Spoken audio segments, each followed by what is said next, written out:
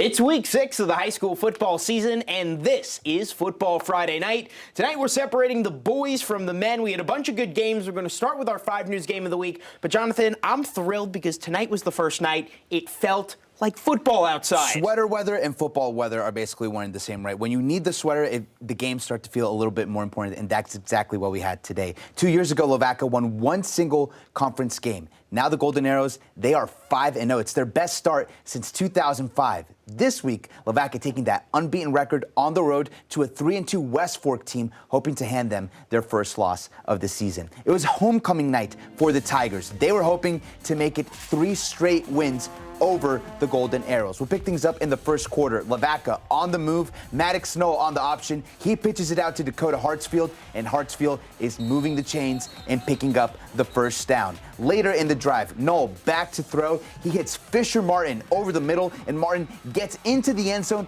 on the second effort. Number 3 gets in for 6, and it was 6-0 Lavaca. Ensuing kickoff, the Golden Arrows kind of pooch kick it. Jacob Craven's back to return, and he's able to pick up some good yards here for West Fork. A face mask penalty on the play, and the Tigers would start near midfield. But they couldn't turn that into points, and then early in the second quarter, Lavaca extends its lead. Knoll with the jump pass to Andrew Johnson. Knoll's second TD pass of the night, and Lavaca, they are still undefeated. They win 31-7. They're 6-0 on the season, Jacob. Quite the thing going down in Lavaca. Next, we head to Fayetteville. Purple Dogs hosting Southside in Razorback Stadium. Casey Dick returning to his old stomping grounds, this time as a head coach. First drive of the game, it's the Southside defense getting after it. John Parkinson with the strip sack. Mavs recover, and the offense, well, they were in business. And after a long drive down the field on the 1-yard line, Isaac Gregory punches it in. Southside had a 7-0 lead on the road. But then the Purple Dog offense doing what they do. 3rd and 9 in the red zone. Drake Lindsay to Lack McKinney in the corner of the end zone with the fade. Tie ball game. Next Fayetteville drive. Well, they're going to do it again. Drake Lindsay, what a cannon on that kid. He's going to head to the air and find one of his favorite targets, Kaylon Morris, wide open. 44-yard touchdown. First Purple Dog lead of the night. They cruise in this one. We are still in the fourth quarter, but they're cruising. I don't think there'll be a comeback tonight. Purple Dogs up 60-20.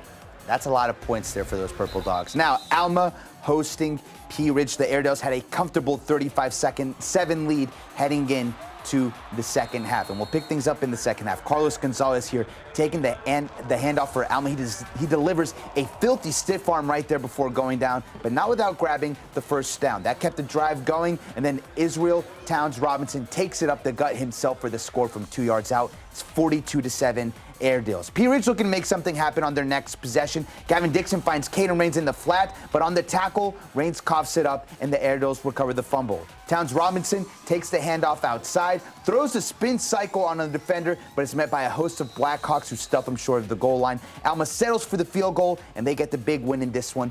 45-7 the victory on home turf. We like that. A little laundry action. Now we're going to go to Ozark. The Hillbillies tonight playing host to Lincoln. 2 teams that have gotten off to a great start this season, but looking to get a big win tonight. MJ Parker, he's going to catch the ball here and run it all the way down the field. Can you say kick 6 into the end zone for Parker, breaking some tackles down the sideline? Yeah, and we had a 7-7 ball game, and Ozark would just take over from there. Here, Lincoln's Drew Moore. He's going to look to get the offense going, but Kobe Wilbanks, he's going to come away with the interception. And saw that one-handed interception. That was beautiful. Can you say sweetest play? Hillbillies in business.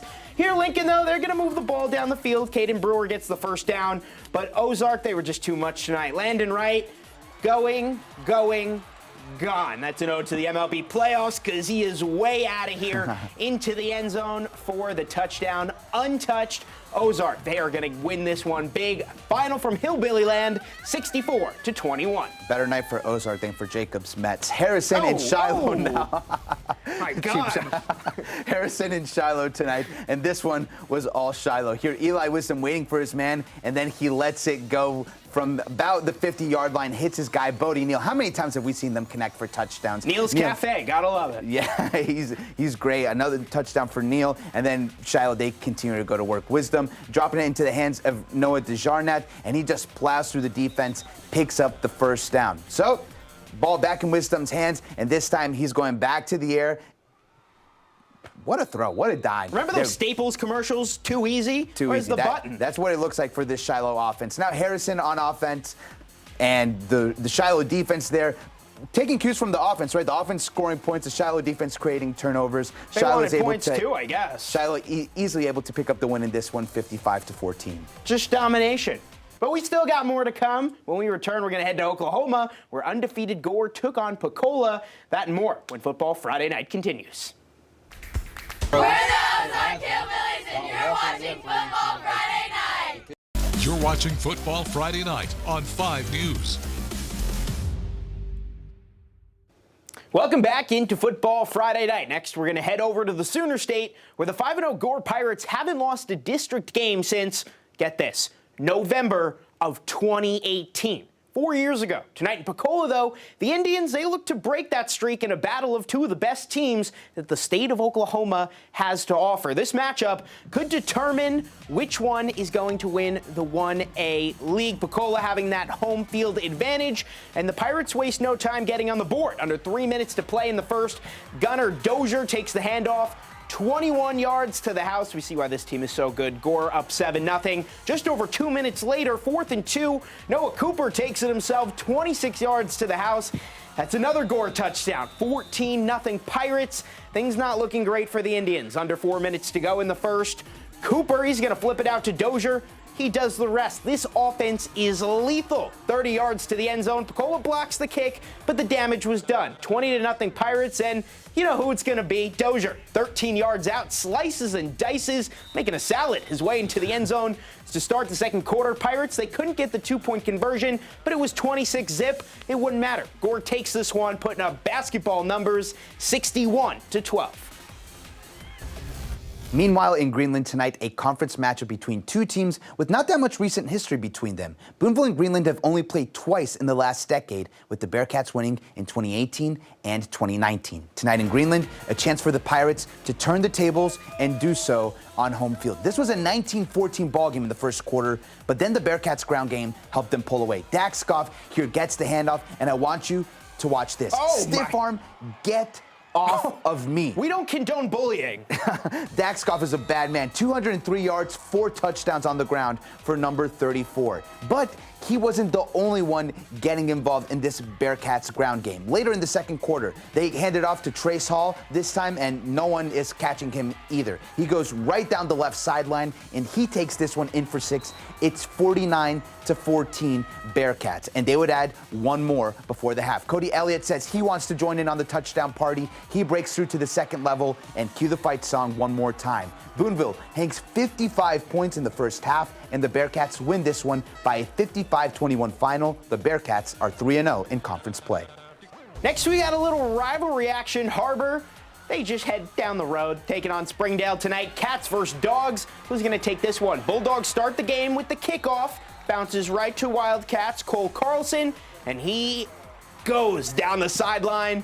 Beats some Red Dog defenders. He takes it deep into the red zone. Harbor, they started this game strong here. Luke Buchanan with the handoff. Easily marches in with the keeper. He faked out even the cameraman. Wildcats, touchdown. Springdale, though, Jack Pounders, nice quarterback scramble. He's going to do a little dance here. He's going to go up the gut. Nice run there by Pounders for a Springdale first down. Here, Red Dogs are going to get more on offense. Pounders with a handoff. Running back refuses to be stopped at the goal line, tumbles in for the Red Dog touchdown, but it's Harbor who gets the big conference win over their rival. 49-14 is your final. Now over across the state lines, Poto hosting Hilldale in this one. Poto is pretty good, and they showed why tonight. First quarter, Poto quarterback Sam Tekla here handing it off to Kix Fenton, and be prepared to hear that name tonight. That's the first touchdown of the game. Poto on top 7-0. Same quarter, 3 minutes left. Tekla handing it off to Kix Fenton again, and it's the same result. Another touchdown. It's 13-0. Jacob, who gets the ball this time? I didn't start him in fantasy tonight, so Kix Fenton, I guess, but that's his third touchdown. You're dang right. It's Kix Fenton again, his third touchdown of the quarter. Poto wins this one 30-7, and the Pirates are 5-1 on the season.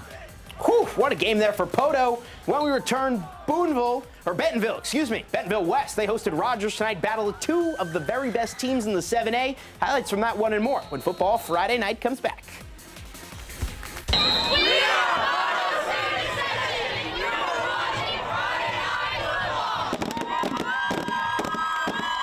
You're watching Football Friday Night on 5 News.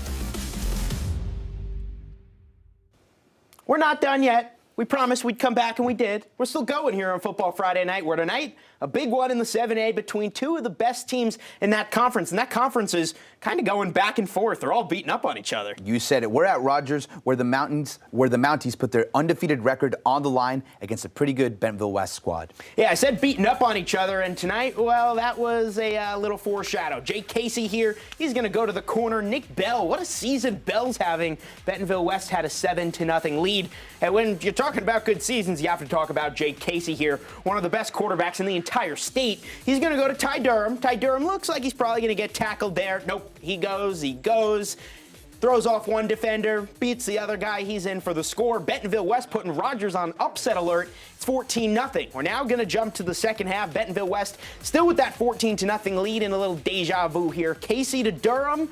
Durham moves his way into the end zone. That man could not be tackled tonight. Rogers 5-0, undefeated, no more. Bentonville West takes care of business tonight against the Mounties. They move into a tie for first place in the 7A West, 34-21, your final.